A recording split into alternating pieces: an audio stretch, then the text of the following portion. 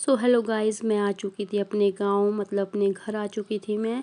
तो मैंने देखा कि यहाँ का मौसम इतना प्यारा हुआ था। सुबह सुबह ही सूरज निकलने वाला था और इतनी अच्छी हवा चल रही थी और चिड़ियों की चहकाने की आवाज़ आ रही थी। तो मैंने देखा कि वाह यार, गांव तो गांव ही होता है, शहर में कितना ही रह लो पर गांव का मज़ा तो अलग ही होता है।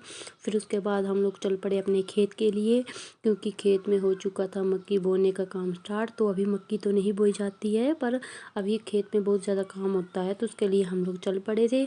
तो आज हमने खेत में जाके करना था गोआ फेंकने का काम। जो हमारा मैल होता है, जो हमने सर्दियों में स्टोर किया होता है खेत में, उसको हमने फेंकना था अलग अलग करके। तो हम लोग आ चुके थे अपने खेत में और मैं ये देख रही थी यहाँ पे ना इतने अच्छे अच्छे फूल खिले हुए थे। सेब के बगीचे इतने अच्छे से फूले हुए थे, इतने अच्छे अच्छे हरियाली दिखाई दे रही थी कि मेरा तो मन ही इतना मोह गया था कि पूछो ही मत। उसके बाद हम लोगों ने गोआ गोआ फेंकने का काम किया और यहाँ पे ना गो के जो हमने ढेर लगाए हुए थे वहाँ पे ना घास उग चुकी थी, तो मैं उसको निकालने का काम कर रही थी। फिर उसके बाद मैंने इसको एक जगह इकट्ठा करके मैंने पूरे खेत में फैला दिया गोए को।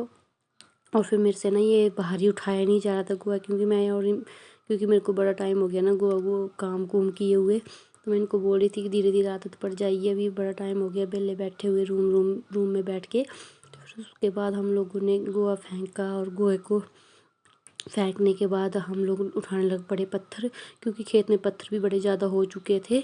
तो मैंने सोचा क्यों ना आज आए हैं तो पत्थर भी उठाते ही जाए, एक साथ दोनों ही काम हो जाएंगे।